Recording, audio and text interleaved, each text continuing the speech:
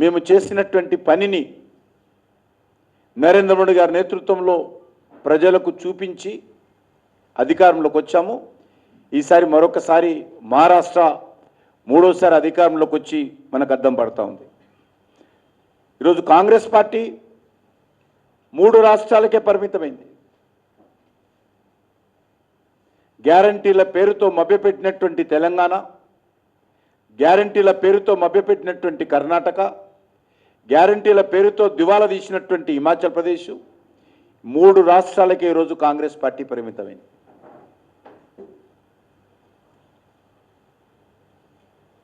అంతేకాదు ఈరోజు అనేక రకాల బై ఎలక్షన్స్లో ఇక యూపీ మాదే అని చెప్పి ప్రచారం చేసుకున్నటువంటి సమాజ్వాదీ పార్టీ, విచిత్రం ఏంటంటే 9 శాసనసభ స్థానాలకు ఉప ఎన్నికలు జరిగితే కాంగ్రెస్ పార్టీ భారతీయ జనతా పార్టీని అడ్డుకోవాలి, భారతీయ జనతా పార్టీ గెలవకూడదు అని చెప్పి ఒక్క సీటు కూడా పోటీ చేయకుండా 9కి 9 సీట్లు సమాజ్వాదీ పార్టీకి కాంగ్రెస్ పార్టీ అప్పగించింది బై ఎలక్షన్స్లో.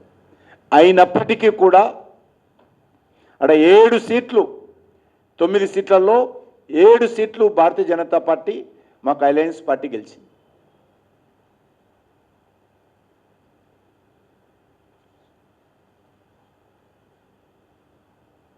మహారాష్ట్రలో గత ఎన్నికల్లో 44 సీట్లు గెలిచినటువంటి కాంగ్రెస్ పార్టీ ఈరోజు అలయన్స్లో శివసేన లాంటి పార్టీతో కూడా కలిపి అలయన్స్లో పోటీ చేస్తే లాస్ట్ టైం గెలిచినటువంటి సీట్లలో సగం సీట్లు కూడా గెలపలేనటువంటి పరిస్థితి మహారాష్ట్రలో ఏర్పడింది.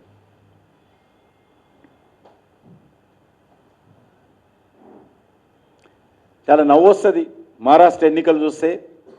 ఎన్నికలు ఫలితాలు రాకముందే బాంబే ఎయిర్పోర్ట్లో 4 విమానాలు సిద్ధం చేసి పెట్టారు.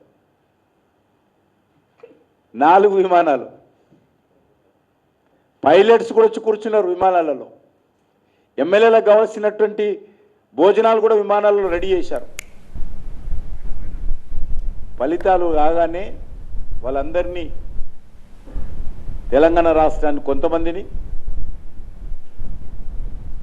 కర్ణాటక కొంతమందిని తరలించేటువంటి